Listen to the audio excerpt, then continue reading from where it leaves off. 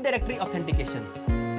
As we have discussed in the previous videos, Active Directory is a directory service which provides authentications and authorization services to Windows-based computers as well as networks.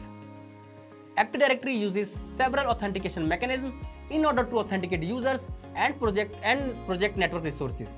Popular example of such mechanisms within Active Directory includes NTLM and Kerberos authentication mechanisms. NTLM stands for Anti-LAN Manager and is an authentication protocol commonly found on Windows-based systems.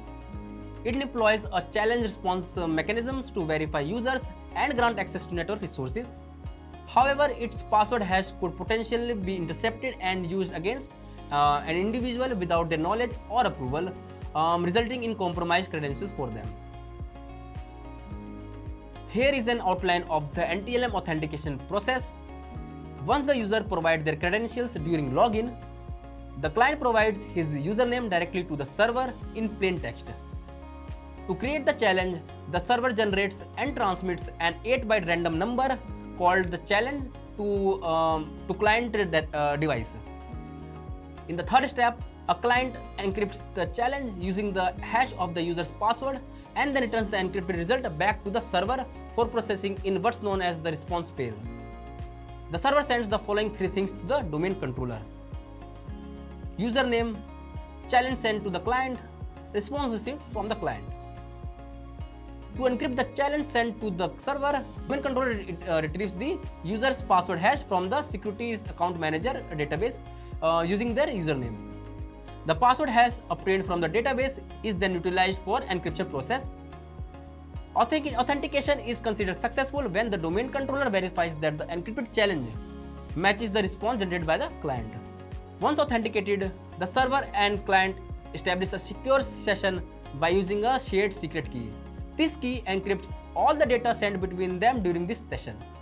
Microsoft recognized that NTLM was vulnerable to man-in-the-middle attacks and it had weak encryption. Therefore, by Microsoft 2000 saw the introduction of NTLM v2, an enhanced version of NTLM v1 with many security improvements. We will now look at some of the key differences between the two versions. One of the key differences between NTLM and NTLM v2 lies in their respective hashes used to encrypt passwords. MD4 is weak and vulnerable to brute force attacks, while HMAC MD5 offer more resistance. Another difference between the two protocols lies in their challenge response message length. NTLM uses fixed 24-byte challenge and response messages, while NTLM v2 allows variable length challenge response messages, which increases security by making it harder for an attacker to predict response lengths. NTLM v2 also includes support for session security. The client and servers can establish a secure session key that encrypts all the subsequent communication between them and provide another layer of protection against attacks.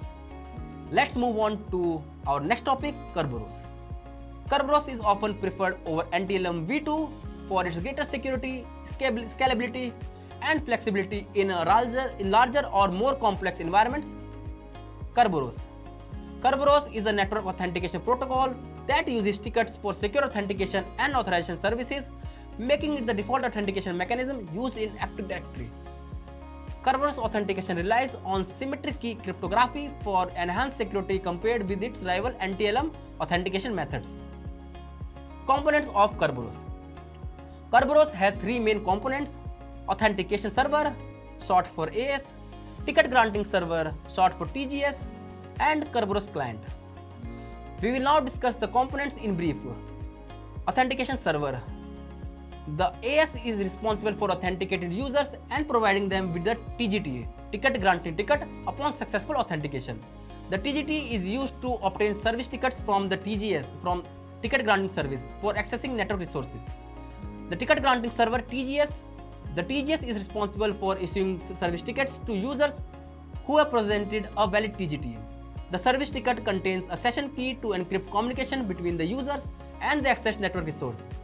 The authentication and ticket granting services are collectively known as the Key Distribution Center, short for KDC, usually the domain controller. Kerberos client. The Kerberos client is the operating system or application component that initiates the authentication process. The client sends the user's credentials to the AS and obtains a TGT, which is used to obtain a service ticket from the TGS for accessing network resources. Moving on to Kerberos authentication. Kerberos authentication includes several steps. At first, user will provide their login credential to login. AS RAC. Kerberos client submits an AS request for a ticket granting ticket, providing user ID, domain name, and encrypted password details in the request. ASRAP. An authentication server authenticates and verifies user credentials before returning it to Kerberos clients as a TGT with information such as identity and secret key encrypted with password once generated. TGTs may cached for future use in accessing network resource. TGS RAC. The Kerberos client requests a service ticket from tickets granting server. The request includes the network resource that the user wants to access and the TGT. TGS RAP. The ticket granting server verifies the TGT by decrypting it with the user's secret key. If TGT is valid, the TGT generates a service ticket and sends back to the Kerberos client. The Kerberos client presents the service ticket to the network resource the user wants to access. The service ticket contains the user's identity and the session key encrypted with the network resource secret key. The network resource decrypts the service ticket using its secret key and validates the user's identity. If the service ticket is valid, the network resource grants user access to the requested resource. Once the network resource grants access to the user, a session is established between the user and the network resource. The session key encrypts the communication between the user and the network resource. The TGT and ST have a limited validity period. When the validity expires, the Kerberos client requests the TGT and service ticket renewal from the authentication server and ticket granting server respectively. Privileged account certificate. Privileged attribute certificate. The privileged attribute certificate or PAC is a component of the Kerberos authentication process in Active Directory. The PAC is a security certificate that contains information about the security groups and privileges associated with the user account. PAC provides a way to authorize users for specific resources within the Active Directory environment. By including information about the user's groups, memberships, and associated privileges, the PAC allows the system to determine which resource the user can access and which actions they can perform. PAC also prevents unauthorized access to sensitive resources. The system can ensure that only authorized users can access sensitive data or applications by verifying the user's groups and memberships and privileges. Kerberos authentication produces the PAC when users log into Active Directory and includes in it their Kerberos ticket for authentication of user resources on the network. When the user attempts to access a service, the service checks their TGT for permissions before they copy their PAC into their service ticket, so they may use ASRAC to access the resource. Once approved, their service ticket may be used to access the service.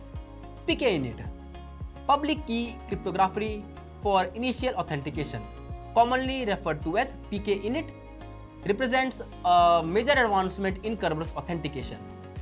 Unlike the conventional approach that relies on symmetric key cryptography through shared keys, PKInit introduces the use of asymmetric keys, bringing the robust security feature of public key cryptography into the initial authentication phase.